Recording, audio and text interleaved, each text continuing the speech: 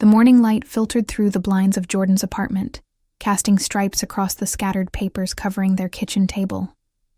The scent of stale coffee hung in the air, the third cup of the night sitting untouched beside a laptop, glowing with damning evidence. Jordan's fingers hovered over the keyboard, their reflection in the dark screen showing dark circles under eyes that hadn't slept in 36 hours. A notification popped up. Another email from the company's PR team, the fifth one this morning.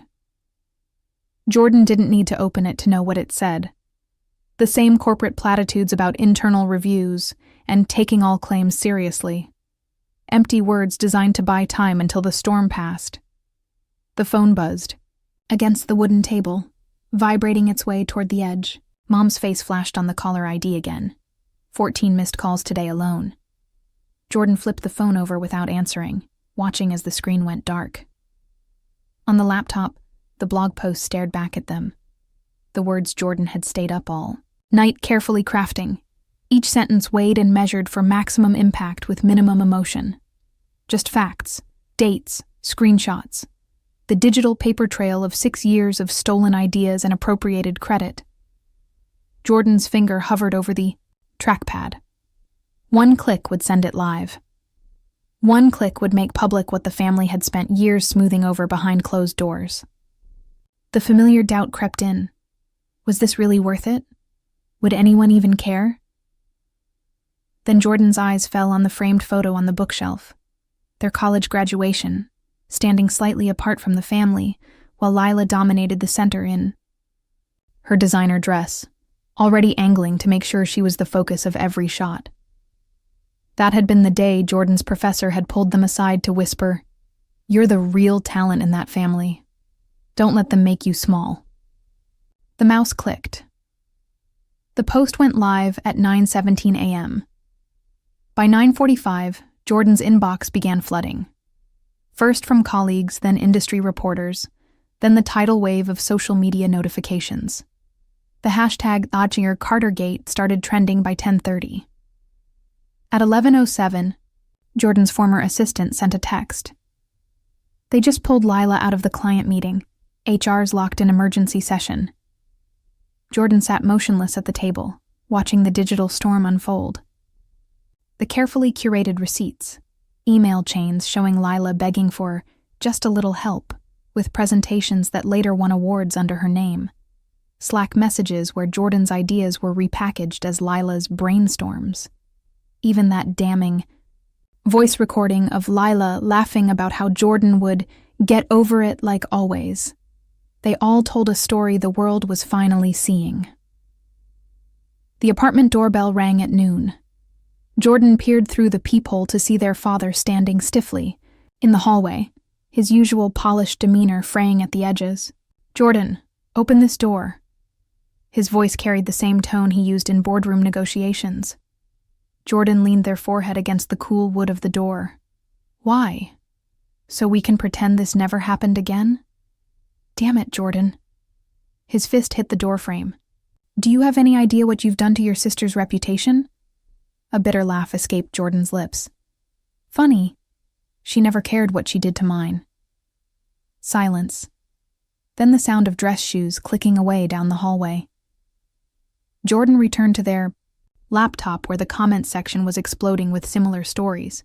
Assistants whose work had been claimed by managers, junior employees whose ideas were adopted by superiors, siblings who recognized the dynamic all too well.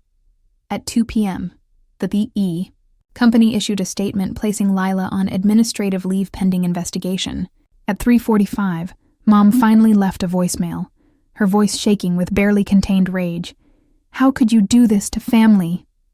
The sun was setting when Jordan finally stepped outside, the autumn air crisp against their face. The coffee shop on the corner was nearly empty at this hour. Jordan ordered a latte and claimed a corner table, watching as the barista, a art student who came in most evenings, did a double take at their phone, then glanced at Jordan with new recognition. "You're them, aren't you?"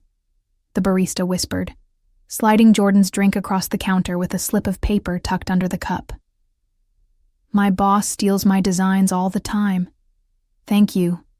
The note read simply, "Silent."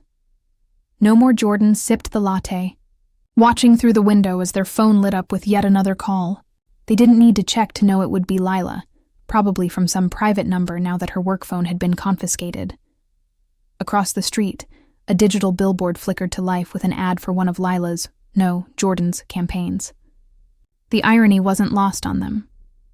Jordan powered off their phone and finished the coffee in peaceful silence. The first battle was over. The war, well, that was just beginning. Somewhere across town, Lila was probably holed up in her penthouse with her PR team spinning damage control. Their parents were likely fielding calls from concerned friends, crafting some narrative about jealous siblings and misunderstandings.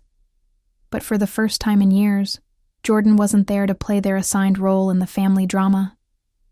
The quiet one, the forgiving one, the one who smoothed things over. The receipt book sat heavy in Jordan's bag, its pages only half filled. There were more stories to tell, more truths to surface. And this time, the world would be listening. The coffee shop had become Jordan's unofficial office over the past 72 hours. The same corner table, the same endless refills of black coffee, the same barista who now gave them free pastries with knowing smiles. Jordan's laptop hummed.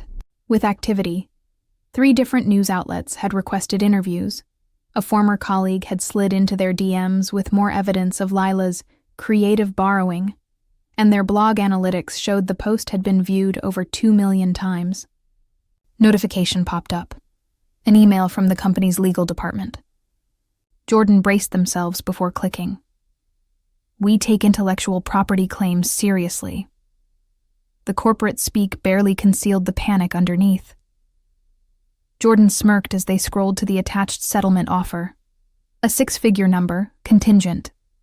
On signing an NDA and taking down the post, the phone vibrated against the table. Unknown number. Jordan answered this time. Finally. Lila's voice was raw, stripped of its usual polish. "You've made your point. Take the money and delete that fucking post." Jordan stirred their coffee slowly. "Why? It's all true." A sharp inhale on the other end. "Do you have any idea what you've done? I lost the Martin and Cray account today. The board is talking about revoking my promotion." The ceramic mug was warm in Jordan's hands. "Sounds like a you problem." Silence. Then the sound of something shattering in the background. "Mom's having panic attacks. Dad's lawyers are billing him $800 an hour. Are you happy now?" Jordan watched the steam rise from their coffee. "Not yet." The call disconnected with a click. The apartment smelled like Chinese takeout and justice when Jordan returned that evening. They just sat down to review the latest batch of supportive messages when the doorbell rang. Not the tentative tap of a delivery person. 3 sharp, insistent buzzes. Jordan peered through the peephole. Their mother stood in the hallway, her usually immaculate makeup smudged under bloodshot eyes. "I know you're home," she called through the door. "Your car's in the lot." Jordan considered pretending to be out, but something in their mother's voice, a fragility they'd never heard before, made them turn the lock. The woman who entered looked nothing like the society page matriarch Jordan knew. No designer handbag, no perfect blowout. Just a tired woman in wrinkled yoga pants holding a manila envelope. "You look terrible," Mom said by way of greeting.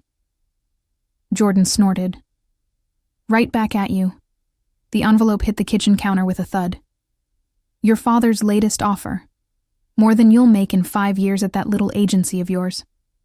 Jordan didn't touch it. "I don't want his money." "Then what do you want?" Mom's voice cracked. "To destroy your sister? To humiliate this family?" Jordan opened the fridge just to have something to do with their hands. "I wanted credit. Just once. But it's too late for that now." Mom sank onto a bar stool, her shoulders slumping. "Lila's always needed more help than you. You know that. The Tom Familiar excuse landed like a punch. Jordan gripped the fridge handle until their knuckles turned white. So that makes it okay? All those late nights I spent fixing her work while she took the credit? The promotions she got for my ideas? Mom's fingers twisted the envelope's edges. We never thought you'd... She trailed off. Fight back? Jordan finished. The silence stretched between them, thick with years of unspoken truths. Mom stood abruptly. Take the settlement, Jordan, before this gets worse. Jordan walked to the door and held it open. It already is. 3 a.m. found Jordan awake again. Time scrolling through the CarterGate hashtag. The movement had taken on a life of its own. Stories of workplace theft, intellectual property violations, family favoritism. A prominent business magazine had picked up the story, framing it as a case study in corporate ethics. Jordan's fingers hesitated over the keyboard. One more post, one more truth. The file was buried deep in their cloud storage, security footage, from the office Christmas party 2 years ago. Jordan had forgotten about it until now. The timestamp showed 11:37 p.m. The angle caught Lila perfectly as she accessed Jordan's unlocked computer, scrolling through files with quick, practiced movements. Jordan's stomach turned as they watched their sister copy an entire campaign folder to a flash drive. The mouse hovered over the upload button. One click would send this new evidence spiraling into the digital vortex. One click would make reconciliation impossible. Outside, a siren wailed in the distance. Jordan thought about their mother's smudged mascara, Lila's ragged voice on the phone, the way their father couldn't even look at them during that last disastrous family dinner. The cursor blinked. Jordan took a deep breath and clicked.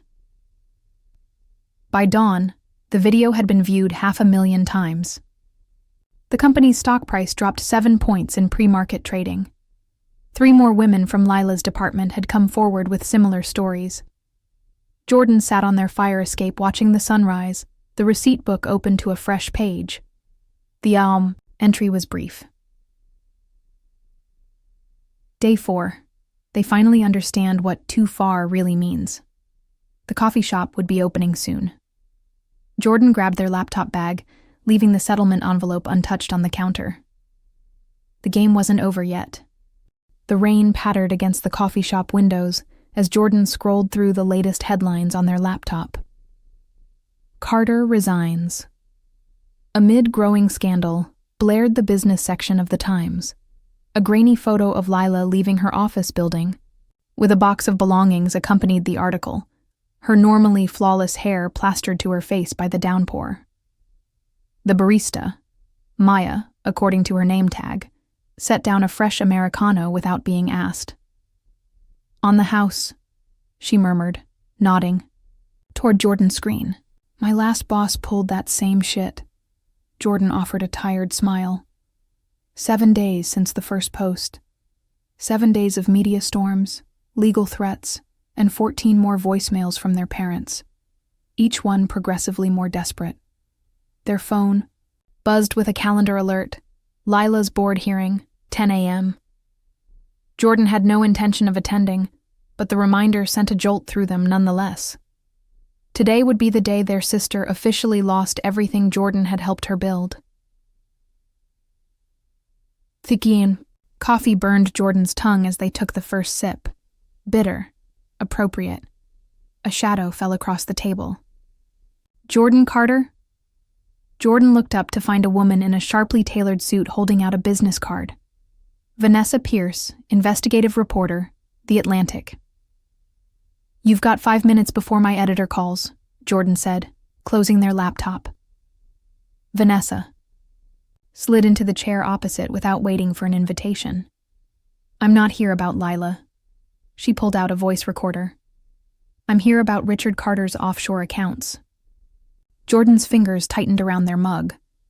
The apartment smelled of rain and stale takeout when Jordan returned that afternoon. They'd talked to Vanessa for 3 hours, longer than they'd intended, longer than was probably wise.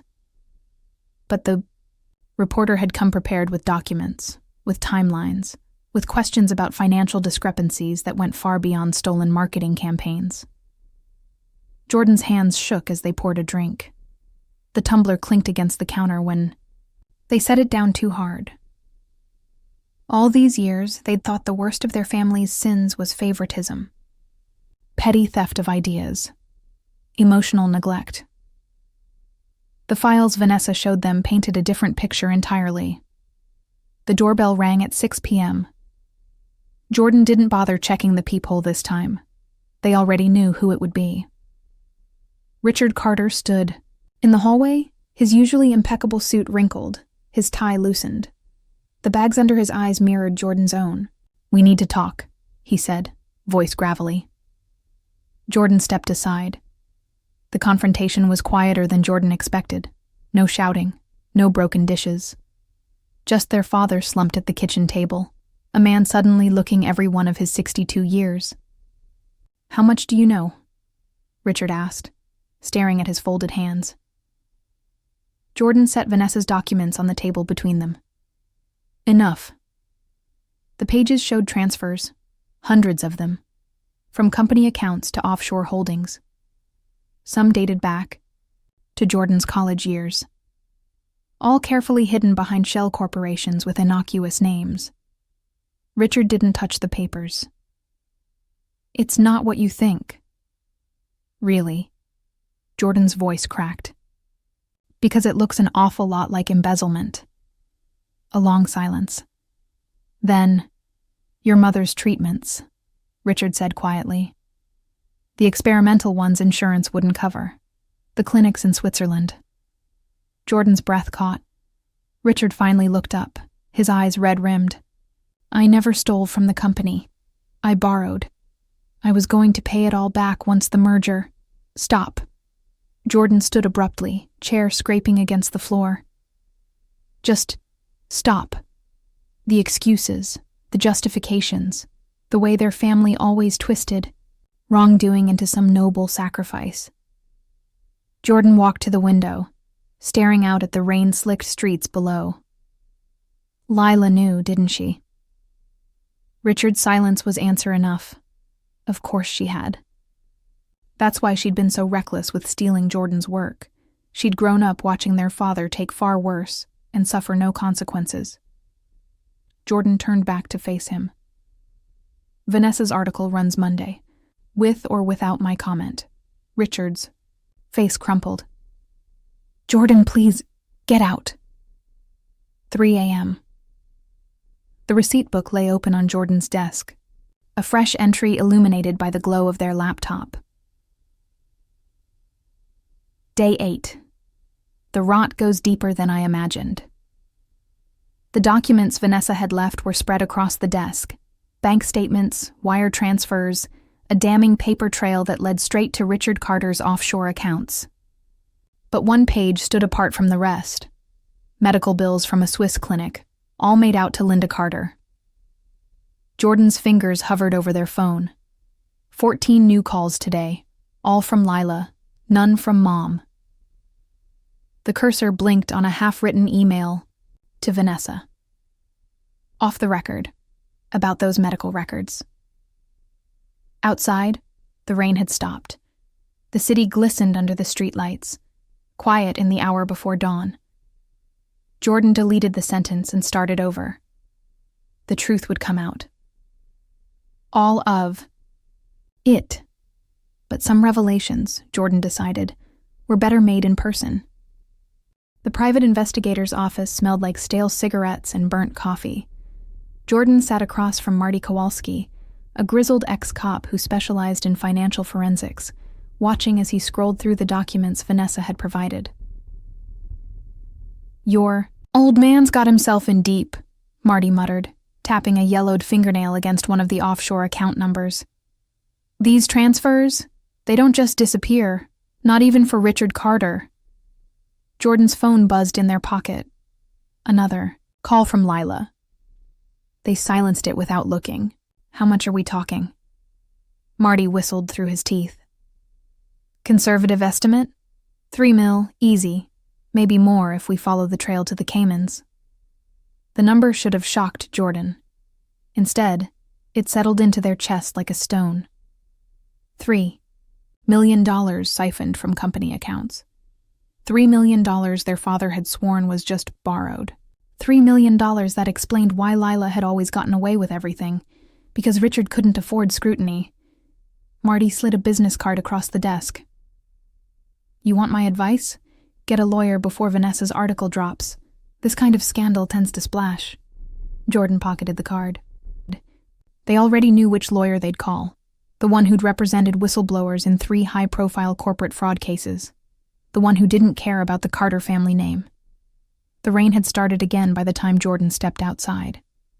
They pulled their coat tighter, scanning the street for cabs, when a familiar voice cut through the downpour. Really? A PI? Lila stood under the awning of the adjacent building, her Burberry trench coat soaked at the hem. She looked like she hadn't slept in days, her usually perfect highlights greasy at the roots, her manicure chipped. Jordan kept walking. Lila fell into step beside them. Dad's losing his mind. He thinks you're going to tell the truth? Jordan? Cut in. Yeah, I am. Lila grabbed their arm, her nails digging in even through the fabric of Jordan's coat. You don't understand what you're doing. Those accounts paid for Mom's treatments. I know. Jordan shook her off. Funny how Dad never mentioned that until he got caught. Lila's face twisted. You selfish little... A cab pulled up then, saving Jordan from whatever venomous remark was coming next. They yanked the door open, but Lila slammed it shut before they could climb in. Fine, she hissed. Burn it all down. But when the board starts asking where your trust fund money really went, don't come crying to me. The words hit like a physical blow. Jordan froze. What? Lila's smile was all teeth. Ask Dad about the ALC trust sometime. Then she turned on her heel and disappeared into the rain. The ALC trust. Jordan sat in their apartment that night, the words burning through their thoughts. Their initials, their supposed college fund, the one Richard had claimed was depleted by market crashes when Jordan turned 18. The paper trail took hours to uncover. Buried in old tax filings, hidden behind password-protected folders, Jordan finally found it.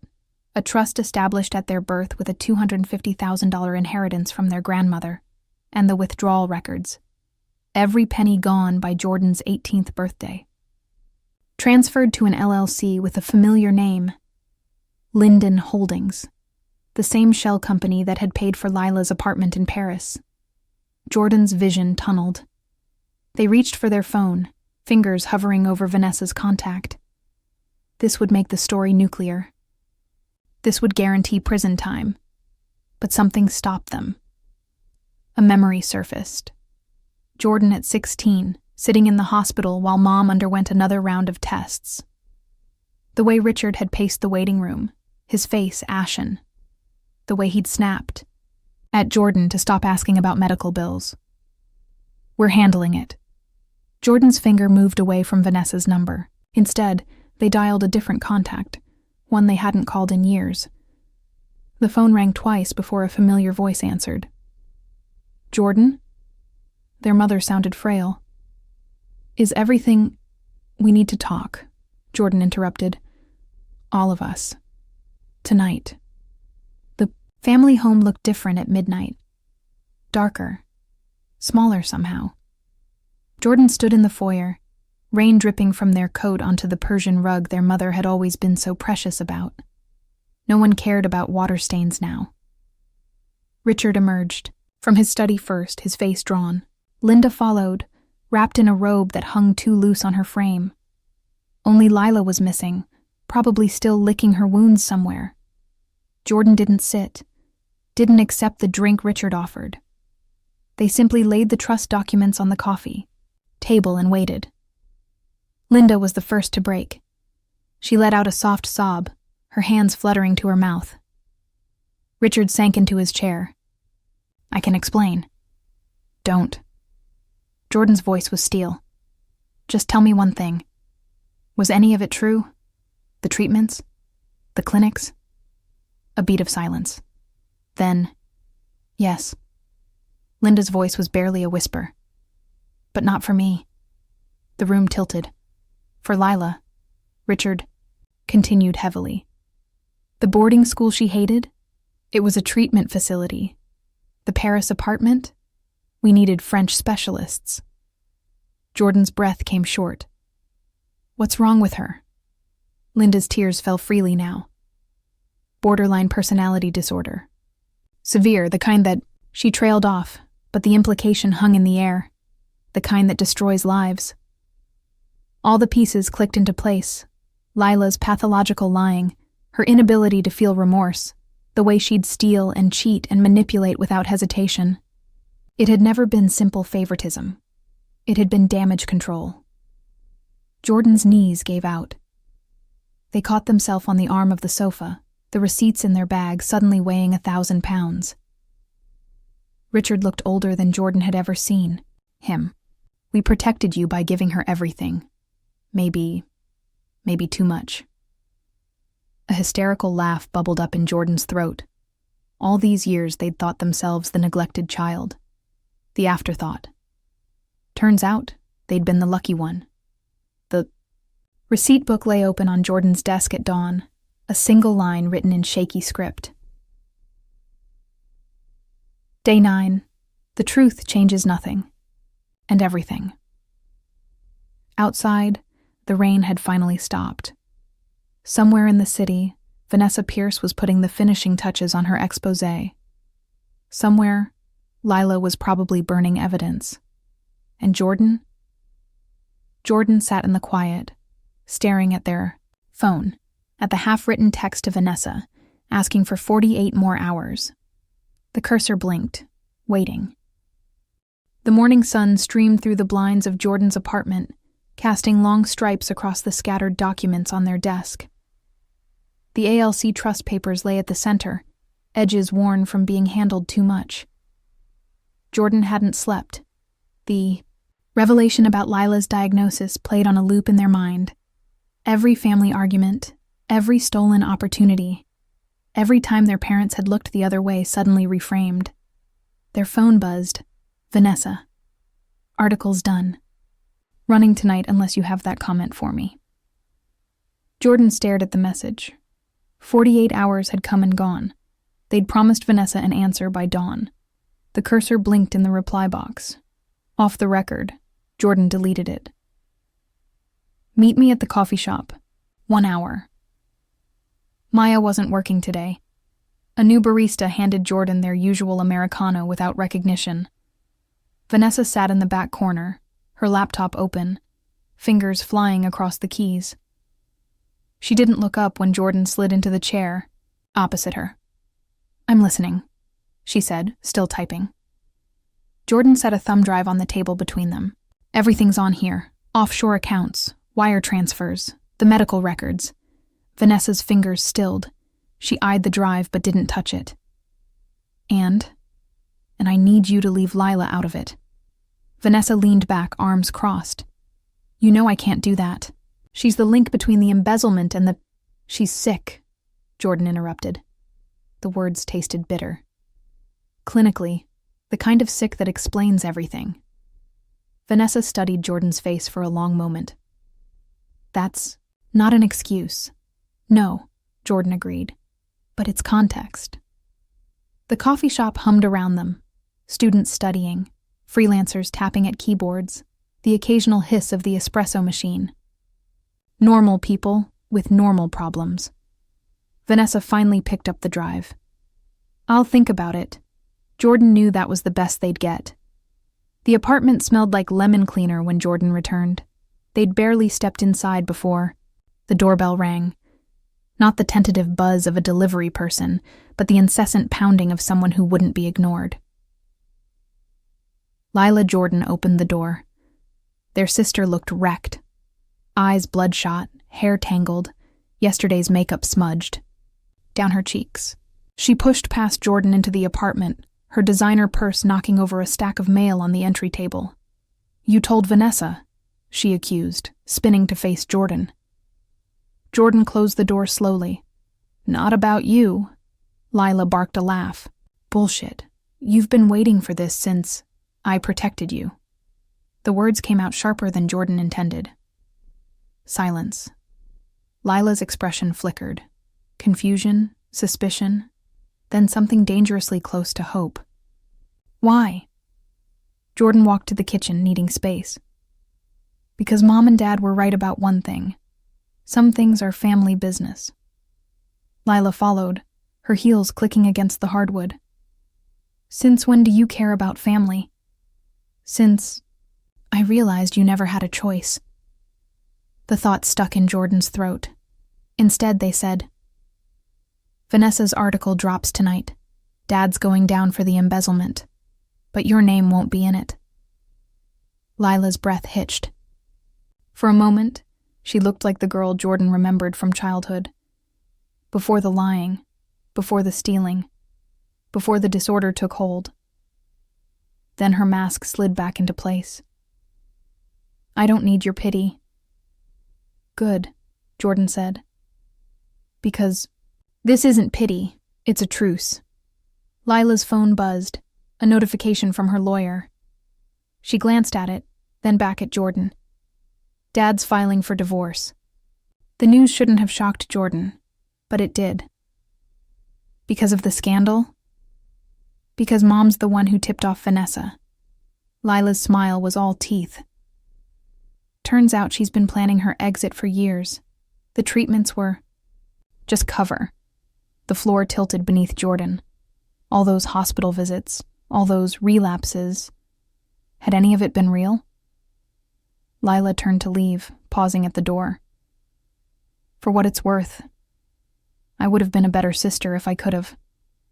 Then she was gone. The receipt book lay open on Jordan's desk that night, a single entry illuminated by the glow of their laptop screen. Day 10. No one's the villain in their own story. Vanessa's article dominated the news feed. Richard, Carter's house of cards, embezzlement, lies, and the wife who turned him in. True to her word, Lila's name appeared only in passing, her role minimized. Jordan's phone buzzed. An unknown number. They let it go to voicemail. Outside, the city lights glittered. Somewhere, their father was probably holed up with his lawyers.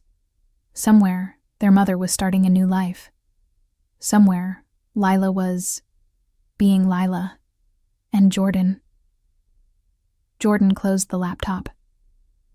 The game was over. The courtroom smelled like lemon polish and stale coffee.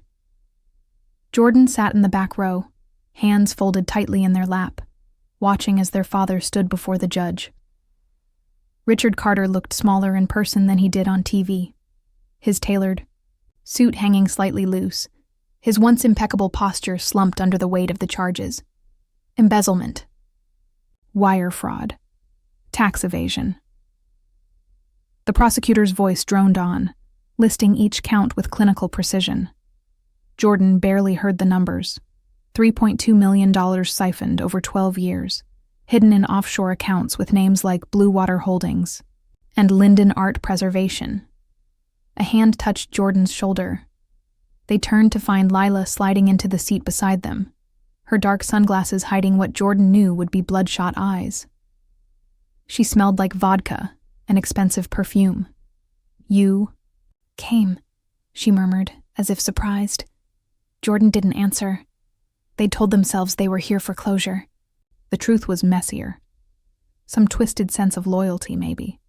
Or just morbid curiosity to see how far the mighty Carter name had fallen. The judge's gavel cracked like a gunshot. 6 years, Lila whispered, her manicured nails digging into her own thighs.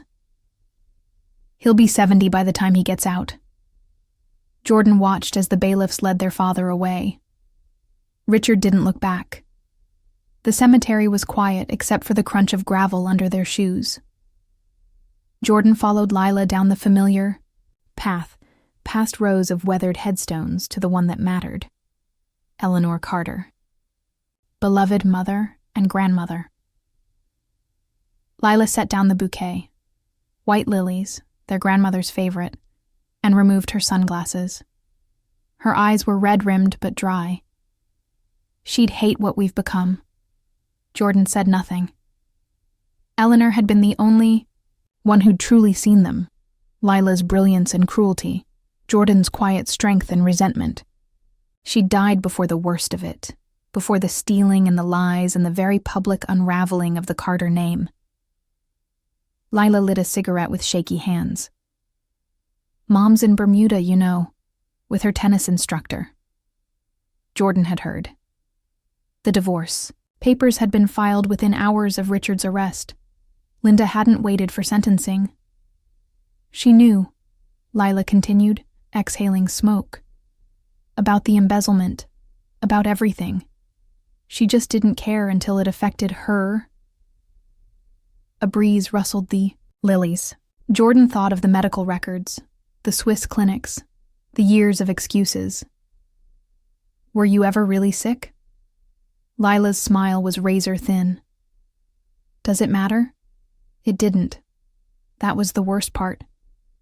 The receipt book lay open on Jordan's desk that night, the final entry staring back at them. Day 365. No more receipts. They'd kept count for a year. A year of revelations and betrayals, of scorched earth revenge and uneasy truces. A year of learning that their family's rot went deeper than stolen ideas or neglected children. Jordan closed the book and slid it into the desk drawer. Outside, the city hummed with its usual indifference. Somewhere, Richard Carter was beginning his sentence. Somewhere, Linda was starting over. Somewhere, Lila was probably burning another bridge. And Jordan was finally free. The rain fell in sheets against the windows of Jordan's new office, a sleek space in a high-rise downtown that bore no resemblance to the cubicle they'd occupied a year ago. The brass nameplate on the door read, Jordan Carter, Creative Director. It still felt surreal. Their phone buzzed, another email from the legal team at Carter & Klein, the marketing firm that had poached Jordan after the scandal. The subject line made their stomach clench. Final review of Carter Pharmaceuticals account. Jordan swiped the notification away. They hadn't taken the job out of spite, though the irony wasn't lost on them. The disgraced Carter sibling, now heading campaigns for the very company their father had once embezzled from. Life had a sick sense of humor. A knock at the door. Come in. Maya, their assistant, the same barista from the coffee shop who had slipped them that first note of support, peeked in. Your sister's here. Jordan's pen stilled. Lila? No, said a familiar voice as the door swung open further. The other one. Claire stood in the doorway, her once polished demeanor softened by time and what looked like genuine exhaustion. At 24, she was the youngest Carter sibling, the one who had been away at medical school while the family imploded. The Bai, one Jordan hadn't spoken to in over a year. Jordan stood abruptly. Claire. Claire's smile was tight. Surprise. The cafe downstairs was quieter than the one where this had all started. Claire stirred her tea absently, her gaze fixed on the rain outside. I heard about Dad, she said finally. Jordan sipped their coffee. I figured. Claire's fingers tightened around her cup. No one told me he was up for parole. A jolt of surprise shot through Jordan. He's not. Claire pulled out her phone and slid it across the table. An email from the prison board, dated yesterday. Richard Carter's early release hearing. Jordan's pulse roared in their ears. 3 years. He'd only served 3 years of his 6-year sentence. How? Claire's voice was flat. Good behavior, and apparently a sudden willingness to testify against Carter Pharmaceuticals board members in an ongoing fraud investigation. Of course. Richard had always been a survivor. Jordan pushed the phone back.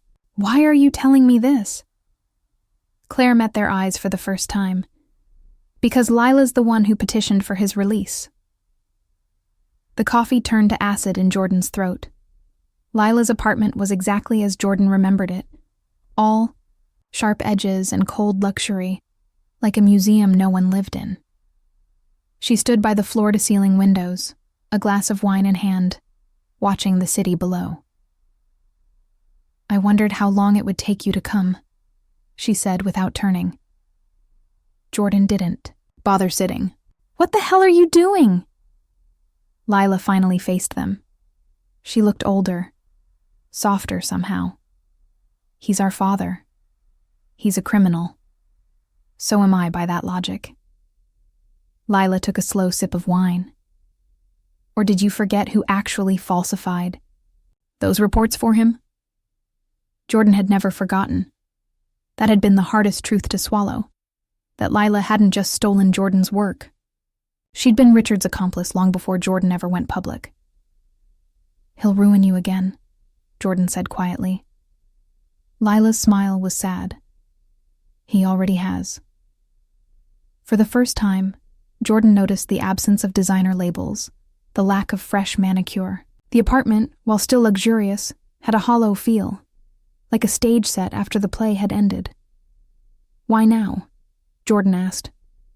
Lila set down her wine. "Because Claire's getting married." The non-sequitur threw Jordan. "What?" To Daniel. "Whitmore, of Whitmore and Sons." The name hit Jordan like a punch. Carter Pharmaceuticals' biggest competitor. Lila laughed at their expression. "Oh, don't look so shocked. You're not the only one who landed on their feet." Jordan's mind raced. Claire had been distant for years, but this was a declaration of war. "She invited me to the wedding," Lila continued. "Can you imagine? All of us together again, playing happy family while Dad watches from prison?" Jordan's phone buzzed. "Claire." A forwarded email from the parole board. "Richard's release date, 2 weeks from today. The same day as the wedding."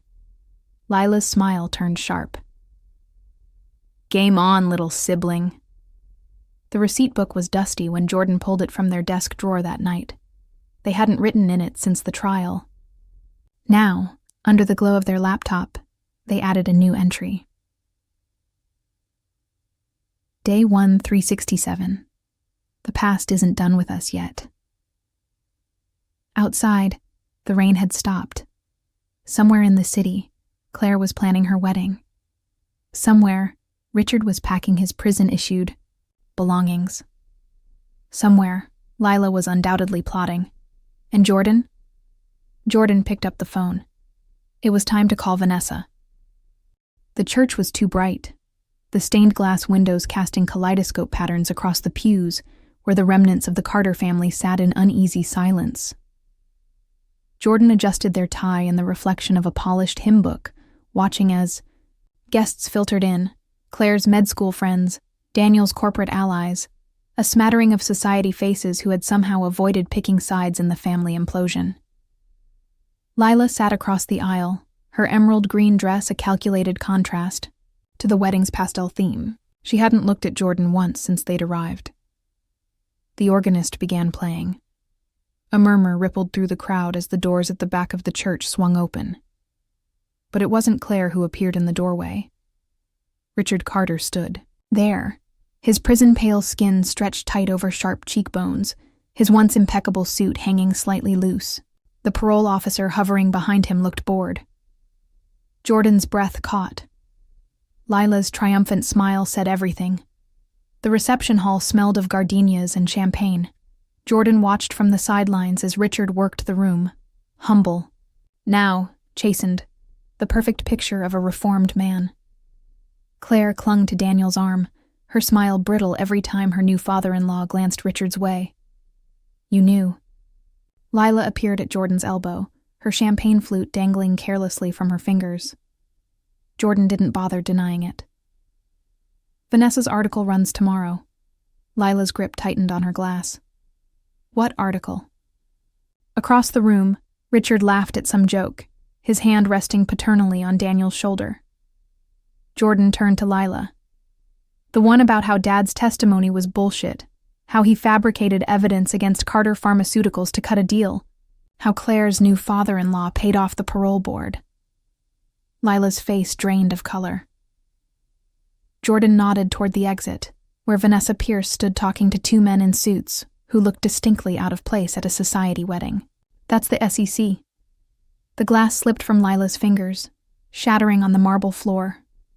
The receipt book lay open on Jordan's desk that night, the final entry illuminated by the glow of the city skyline. Day 1368. No more games.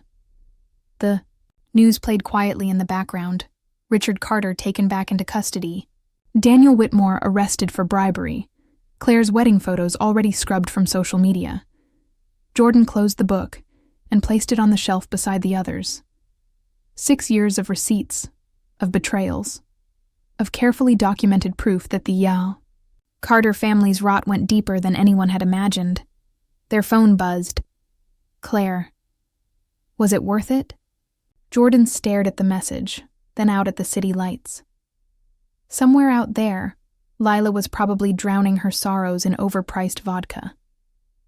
Richard was back in a cell. Claire was alone in a honeymoon suite that would never be used. Jordan typed, "Back, yes."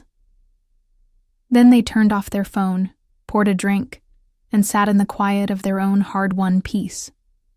The Carter dynasty was over, and Jordan was finally free.